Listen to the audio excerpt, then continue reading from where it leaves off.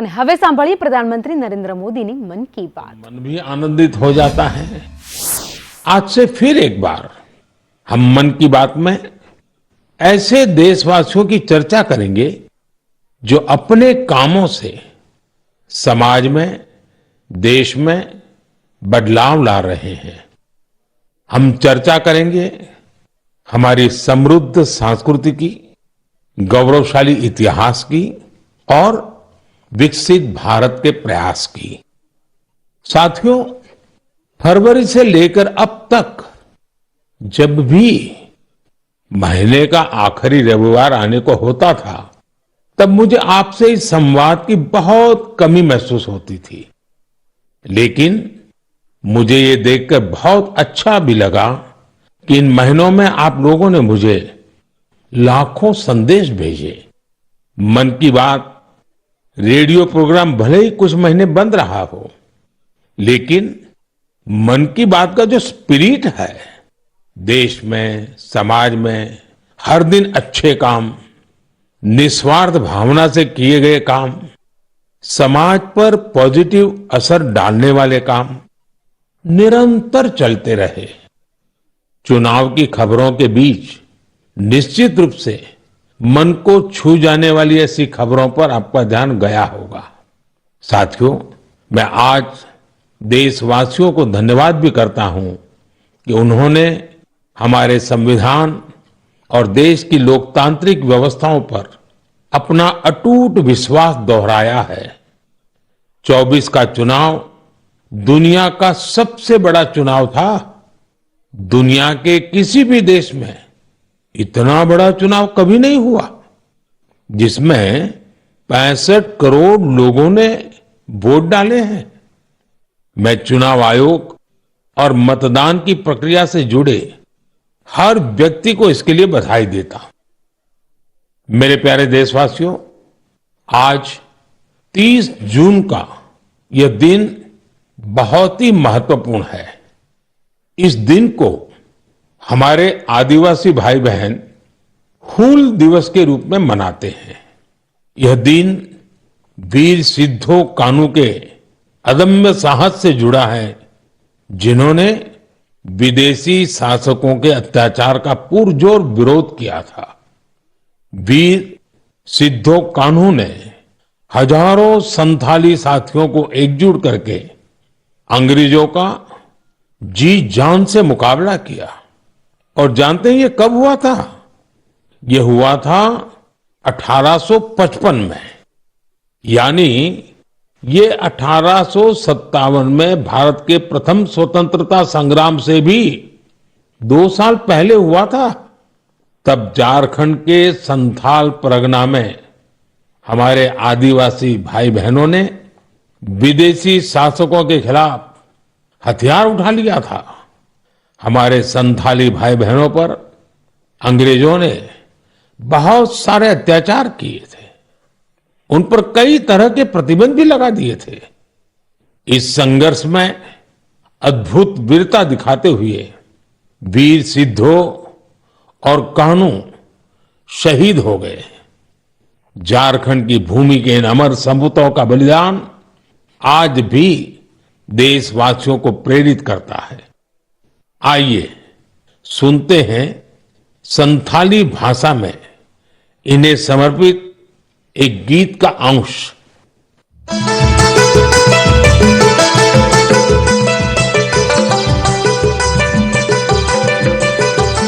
सीधा कानू बोल बुहा मनावे 29 जन जहाँ दिसमरिया मरंग दो संतल हुलका संतल हुंदो आंदोड़लेना इंग्रे कानून भंगोड़लेना जुमे बंजो एसपीटी अकेला गोईना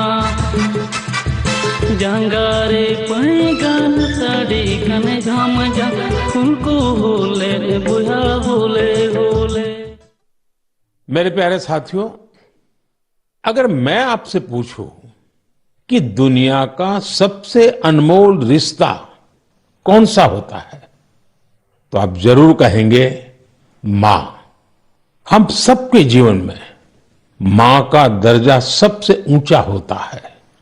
मां हर दुख सहकर भी अपने बच्चे का पालन पोषण करती है। हर माँ अपने बच्चे पर हर स्नेह लुटाती है। जन्मदात्री माँ का ये प्यार हम सब पर एक कर्ज की तरह होता है जिसे कोई चुका नहीं सकता। मैं सोच रहा था हम मां को कुछ दे तो सकते नहीं, लेकिन और कुछ कर सकते हैं क्या? इसी सोच में से इस वर्ष विश्व पर्यावरण दिवस पर एक विशेष अभियान शुरू किया गया है। इस अभियान का नाम है एक पेड़ मां के नाम। मैंने भी एक पेड़ अपनी मां के नाम लगाया है। मैंने सभी देशवासियों से, दुनिया के सभी देशों के लोगों से ये अपील की है कि अपनी मां के साथ मिलकर या उनके नाम पर एक पेड़ जरूर लगाएं। और मुझे ये देखकर बहुत खुशी है कि मां की स्मृति में या उनके सम्मान में पेड़ लगाने का अभियान तेजी से आगे बढ़ रहा है। लोग अपनी मां के साथ या फिर उनकी फोटो के साथ पेड़ लगाने की तस्वीरों को सोशल मीडिया पर साझा कर रहे हैं।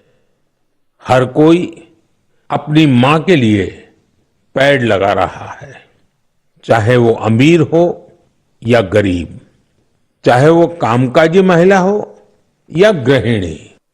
इस अभियान ने सबको मां के प्रति अपना स्नेह जताने का समान अवसर दिया है।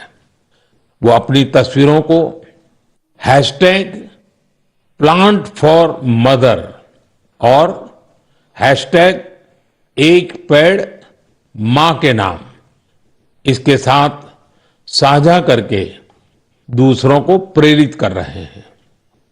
साथियों, इस अभियान का एक और लाभ होगा। धरती भी मां के समान हमारा ख्याल रखती है। धरती मां ही हम सबके जीवन का आधार है।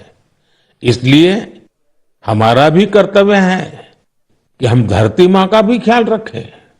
मां के नाम पेड़ लगाने के अभियान से अपनी मां का सम्मान तो होगा ही होगा, धरती मां की भी रक्षा होगी। पिछले एक दशक में भारत में सबके प्रयास से वन क्षेत्र का अभूतपूर्व विस्तार हुआ है। अमृत महोत्सव के दौरान देश भर में 60,000 से ज्यादा अमृत सरोवर भी बनाए गए हैं। अब हमें ऐसे ही मां के नाम पर पेड़ लगाने के अभियान को गति देनी है। मेरे प्यारे देशवासियों, देश के अलग अलग हिस्सों में मानसून तेजी से अपना रंग बिखेर रहा है और बारिश के इस मौसम में सबके घर में जिस चीज की खोज शुरू हो गई है वो है छाता। मन की बात में आज मैं आपको एक खास तरह के छातों के बारे में बताना चाहता हूं। ये छाते तैयार होते हैं हमारे केरला में। वैसे तो केरला की संस्कृति में छातों का विशेष महत्व है। छाते वहां कई परंपराओं और विधि विधान का अहम हिस्सा होते हैं। लेकिन मैं जिस छाते की बात कर रहा हूं वो है कार्थुम्बी छाते, और इन्हें तैयार किया जाता है केरला के अट्टापडी में। ये रंग बिरंगे छाते बहुत शानदार होते हैं और खासियत ये कि इन छातों को केरला की हमारी आदिवासी बहनें तैयार करती हैं। आज देश भर में इन छातों की मांग बढ़ रही है। इनकी ऑनलाइन बिक्री भी हो रही है। इन छातों को वट्टालक्की सहकारी कृषि सोसाइटी की देखरेख में बनाया जाता है। इस सोसाइटी का नेतृत्व हमारी नारी शक्ति के पास है। महिलाओं के नेतृत्व में अट्टापडी के आदिवासी समुदाय ने एंटरप्रेन्योरशिप की अद्भुत मिसाल पेश की है। इस सोसाइटी ने एक बैम्बू हैंडीक्राफ्ट यूनिट की भी स्थापना की है। अब ये लोग एक रिटेल आउटलेट और एक पारंपरिक कैफे खोलने की भी तैयारी में है। इनका मकसद सिर्फ अपने छाते और अन्य उत्पाद बेचना ही नहीं है, बल्कि ये अपनी परंपरा, अपनी संस्कृति से भी दुनिया को परिचित करा रहे हैं। आज कार्थुम्बी छाते केरला के एक छोटे से गांव से लेकर मल्टीनेशनल कंपनियों तक का सफर पूरा कर रहे हैं। लोकल के लिए वोकल होने का इससे बेहतरीन उदाहरण और क्या होगा।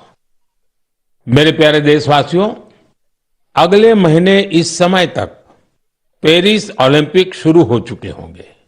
मुझे विश्वास है कि आप सब भी ओलंपिक खेलों में भारतीय खिलाड़ियों का उत्साह बढ़ाने का इंतजार कर रहे होंगे। मैं भारतीय दल को ओलंपिक खेलों की बहुत बहुत शुभकामनाएं देता हूं। हम सबके मन में टोक्यो ओलंपिक की यादें अब भी ताजा हैं। टोक्यो में हमारे खिलाड़ियों के प्रदर्शन ने हर भारतीय का दिल जीत लिया था। टोक्यो ओलंपिक के बाद से ही हमारे एथलीट्स पेरिस ओलंपिक की तैयारियों में जी जान से जुटे हुए थे। सभी खिलाड़ियों को मिला दे तो इन सब ने करीब 900 इंटरनेशनल कंपटीशन में हिस्सा लिया है। ये काफी बड़ी संख्या है।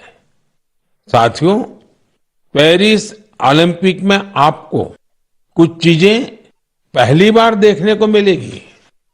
शूटिंग में हमारे खिलाड़ियों की प्रतिभा निखरकर सामने आ रही है। टेबल टेनिस में मैन और विमेन दोनों टीमें क्वालिफाई कर चुकी हैं।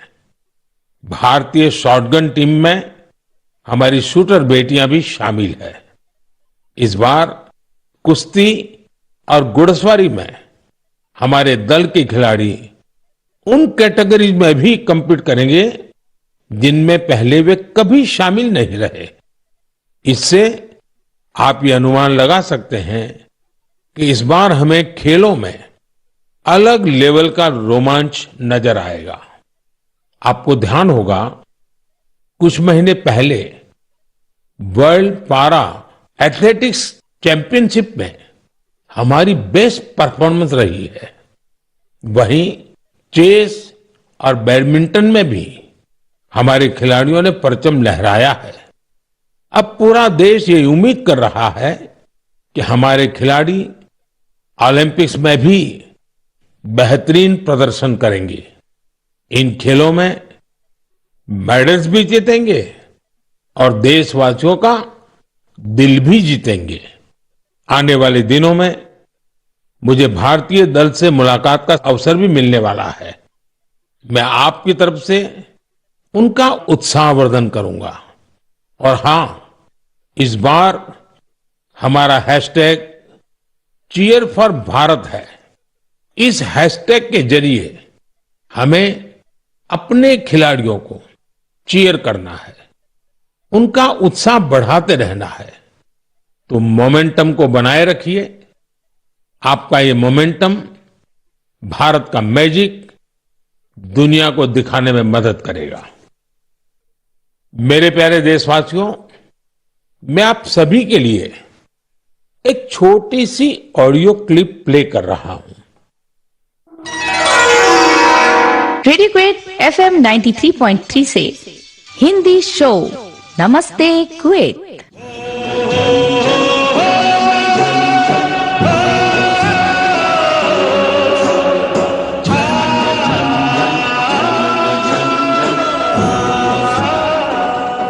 एक ऐसा कार्यक्रम जिसमें हम बात करेंगे कुवैत भारत संबंध के बारे में, कुवैत भारत संस्कृति के बारे में और उस रिश्ते के बारे में जो दोनों देशों को अलग अलग क्षेत्रों में जोड़ता है। इस रेडियो कार्यक्रम को सुनकर आप भी हैरत में पड़ गए ना? तो आइए आपको इसके पीछे की पूरी बात बताते हैं। दरअसल ये कुवैत रेडियो के एक प्रसारण की क्लिप है। अब आप सोचेंगे कि बात हो रही है कुवैत की, तो वहां हिंदी कहां से आ गई? दरअसल कुवैत सरकार ने अपने नेशनल रेडियो पर एक विशेष कार्यक्रम शुरू किया है और वो भी हिंदी में।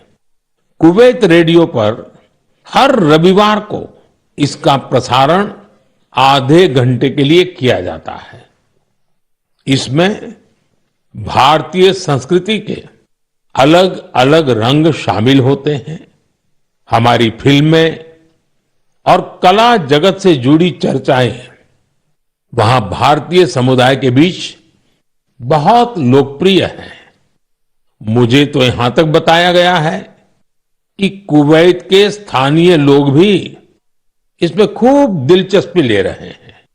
मैं कुवैत की सरकार और वहां के लोगों का हृदय से धन्यवाद करता हूं, जिन्होंने ये शानदार पहल की है।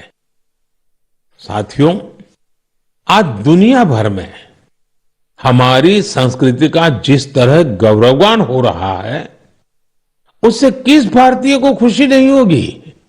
अब जैसे तुर्कमेनिस्तान में इस साल मई में वहां के राष्ट्रीय कवि की 300वीं जन्म जयंती मनाई गई। इस अवसर पर तुर्कमेनिस्तान के राष्ट्रपति ने दुनिया के 24 प्रसिद्ध कवियों की प्रतिमाओं का अनावरण किया। इनमें से एक प्रतिमा गुरुदेव रविंद्रनाथ टैगोर जी की भी है। ये गुरुदेव का सम्मान है, भारत का सम्मान है। इसी तरह जून के महीने में 2 कैरेबियाई देश सूरीनाम और सेंट विंसेंट एंड द ग्रेनाडिस ने अपने इंडियन हेरिटेज को पूरे जोश और उत्साह के साथ सेलिब्रेट किया। सूरीनाम में हिंदुस्तानी समुदाय हर साल 5 जून को इंडियन अराइवल डे और प्रवासी दिन के रूप में मनाता है। यहां तो हिंदी के साथ ही भोजपुरी भी खूब बोली जाती है। सेंट विंसेंट एंड द ग्रेनाडिस में रहने वाले हमारे भारतीय मूल के भाई बहनों की संख्या भी करीब 6000 है। उन सबको अपनी विरासत पर बहुत गर्व है।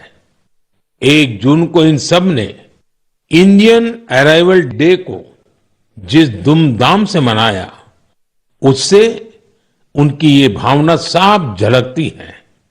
दुनिया भर में भारतीय विरासत और संस्कृति का जब ऐसा विस्तार दिखता है, तो हर भारतीय को गर्व होता है। साथियों, इस महीने पूरी दुनिया ने 10वें योग दिवस को भरपूर उत्साह और उमंग के साथ मनाया है। मैं भी जम्मू कश्मीर के श्रीनगर में आयोजित योग कार्यक्रम में शामिल हुआ था। कश्मीर में युवाओं के साथ साथ बहनों बेटियों ने भी योग दिवस में बढ़ चढ़ करके हिस्सा लिया। जैसे जैसे योग दिवस का आयोजन आगे बढ़ रहा है, नए नए रिकॉर्ड्स बन रहे हैं। दुनिया भर में योग दिवस ने कई शानदार उपलब्धियां हासिल की हैं। सऊदी अरब में पहली बार एक महिला अल हनौफ साद जी ने कॉमन योगा प्रोटोकॉल को लीड किया। ये पहली बार है जब किसी सऊदी महिला ने किसी मेन योगा सेशन को इंस्ट्रक्ट किया हो। इजिप्ट में इस बार योग दिवस पर एक फोटो कंपटीशन का आयोजन किया गया।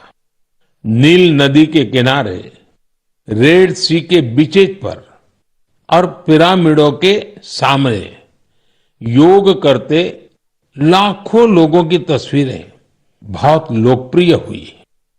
अपने मार्बल बुद्धा स्टैचू के लिए प्रसिद्ध म्यांमार का मारा विजया पैगोडा कॉम्प्लेक्स दुनिया में मशहूर है। यहां भी 21 जून को शानदार योगा सेशन का आयोजन हुआ। बहरीन में दिव्यांग बच्चों के लिए एक स्पेशल कैंप का आयोजन किया गया। श्रीलंका में यूनेस्को हेरिटेज साइट के लिए मशहूर गोल्फ फोर्ट में एक यादगार योगा सेशन हुआ। अमेरिका के न्यूयॉर्क में ऑब्जर्वेशन डेक पर भी लोगों ने योग किया। मार्शल आइलैंड पर भी पहली बार बड़े स्तर पर हुए योग के कार्यक्रम में यहां के राष्ट्रपति जी ने भी हिस्सा लिया। भूटान के थिम्पू में भी एक बड़ा योग दिवस का कार्यक्रम हुआ, जिसमें मेरे मित्र प्रधानमंत्री टोबगे भी शामिल हुए। यानी दुनिया के कोने कोने में योग करते लोगों के विहंगम दृश्य हम सब ने देखे। मैं योग दिवस में हिस्सा लेने वाले सभी साथियों का हृदय से आभार व्यक्त करता हूं। मेरा आपसे एक पुराना आग्रह भी रहा है। हमें योग को केवल एक दिन का अभ्यास नहीं बनाना है। आप नियमित रूप से योग करें। इससे आप अपने जीवन में सकारात्मक बदलावों को जरूर महसूस करेंगे।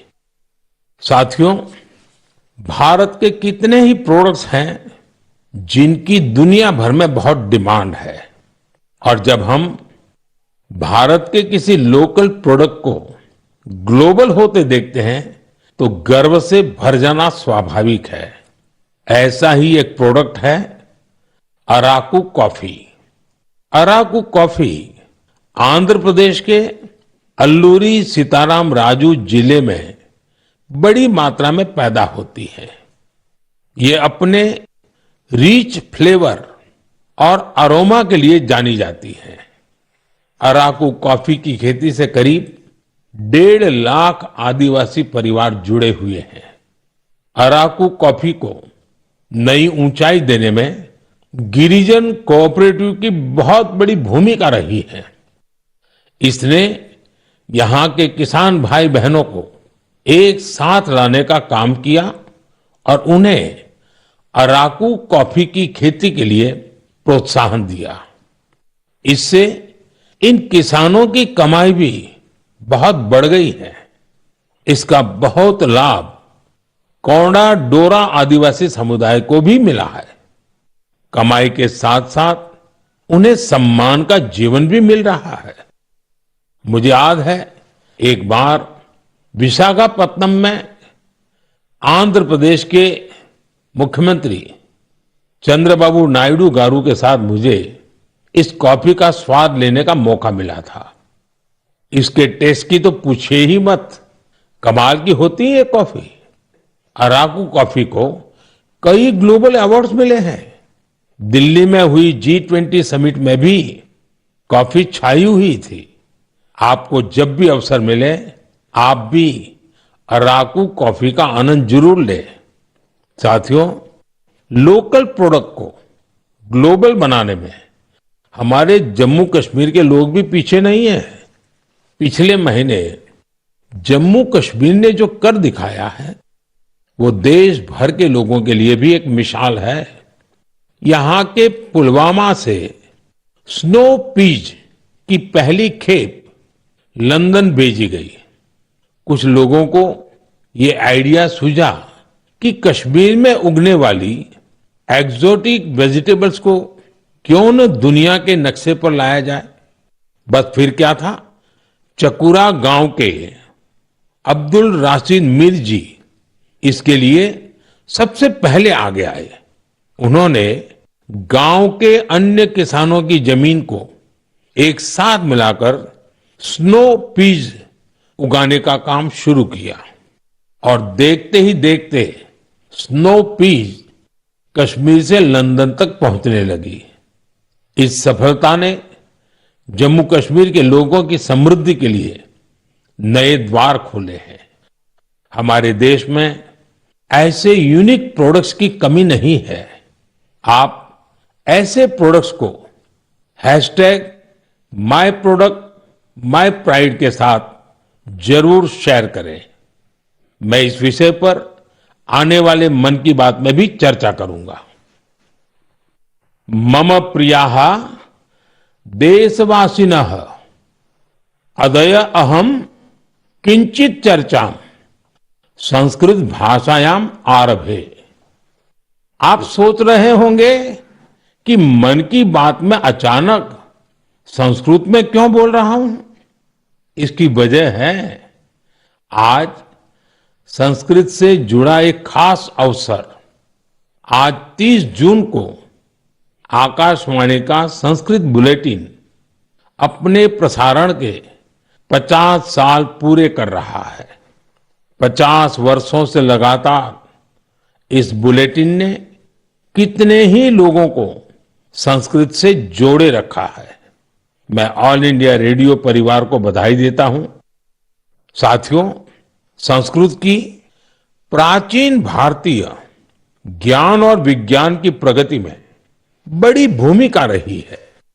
आज के समय की मांग है कि हम संस्कृत को सम्मान भी दें और उसे अपने दैनिक जीवन से भी जोड़ें। आजकल ऐसा ही एक प्रयास बेंगलुरु में कई और लोग कर रहे हैं। बेंगलुरु में एक पार्क है, कब्बन पार्क। इस पार्क में यहां के लोगों ने एक नई परंपरा शुरू की है। यहां हफ्ते में एक दिन हर रविवार बच्चे, युवा और बुजुर्ग आपस में संस्कृत में बात करते हैं। इतना ही नहीं, यहां वाद विवाद के कई सेशन भी संस्कृत में ही आयोजित किए जाते हैं। इनकी इस पहल का नाम है संस्कृत वीकेंड। इसकी शुरुआत एक वेबसाइट के जरिए समष्टि गुब्बी जी ने की है। कुछ दिनों पहले ही शुरू हुआ ये प्रयास बेंगलुरु वासियों के बीच देखते ही देखते काफी लोकप्रिय हो गया है। अगर हम सब इस तरह के प्रयास से जुड़े तो हमें विश्व की इतनी प्राचीन और वैज्ञानिक भाषा से बहुत कुछ सीखने को मिलेगा। मेरे प्यारे देशवासियों, मन की बात के इस एपिसोड में आपसे जुड़ना बहुत अच्छा रहा। अब ये सिलसिला फिर पहले की तरह चलता रहेगा। अब से एक सप्ताह बाद पवित्र रथ यात्रा की शुरुआत होने जा रही है। मेरी कामना है कि महाप्रभु जगन्नाथ की कृपा सभी देशवासियों पर सदैव बनी रहे। अमरनाथ यात्रा भी शुरू हो चुकी है और अगले कुछ दिनों में पंढरपुर वारी भी शुरू होने वाली है। मैं इन यात्राओं में शामिल होने वाले सभी श्रद्धालुओं को शुभकामनाएं देता हूं। आगे कच्छी नववर्ष, आषाढ़ी बीज का त्योहार भी है। इन सभी पर्व त्योहारों के लिए भी आप सभी को ढेर सारी शुभकामनाएं। मुझे विश्वास है कि पॉजिटिविटी से जुड़े जन भागीदारी के ऐसे प्रयासों को आप मेरे साथ अवश्य शेयर करते रहें। मैं अगले महीने आपके साथ फिर से जुड़ने की प्रतीक्षा कर रहा हूं। तब तक आप अपना भी, अपने परिवार का ध्यान रखिए। बहुत बहुत धन्यवाद। नमस्कार।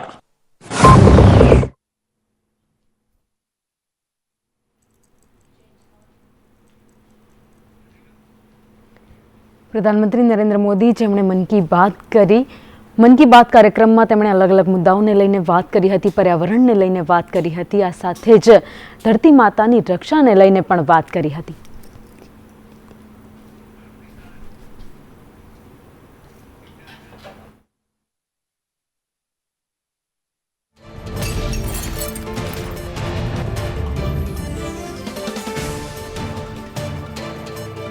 તો પ્રધાનમંત્રી નરેન્દ્ર મોદી મન કી બાત કરી તેમાં તેમણે લોકસભાની જે ચૂંટણીઓ ગઈ છે જેમાં ભાજપ પર જે વિશ્વાસ લોકોએ મૂક્યો છે તેમનો પણ તેમણે આભાર માન્યો। આ સાથે તેમણે માતાના પ્રેમને પણ યાદ કર્યો। માતાના પ્રેમની તોલે કોઈ ના આવી શકે તેવી વાત કરી હતી। આ સાથે જો મહિલાઓ જે રીતે આગળ વધી રહી છે, કેરળમાં મહિલાઓ હવે ગૃહ ઉદ્યોગ થકી આગળ વધી રહી છે, આત્મનિર્ભર બની રહી છે, પોતાનું કામ કરી રહી છે અને તેમાં અનેક ગૃહિણીઓને પણ જોડી રહી છે તેવા અલગ અલગ કાર્યક્રમો થકી મહિલાઓ હવે એક થઈ આગળ વધતી નજરે પડી રહી છે, જેની વાત પ્રધાનમંત્રી નરેન્દ્ર મોદીએ કરી હતી મન કી બાતમાં. અને હવે પછીથી એક પછી એક કાર્યક્રમ આ જ રીતે પ્રધાનમંત્રીના મન કી બાતના આપણને સાંભળવા મળશે.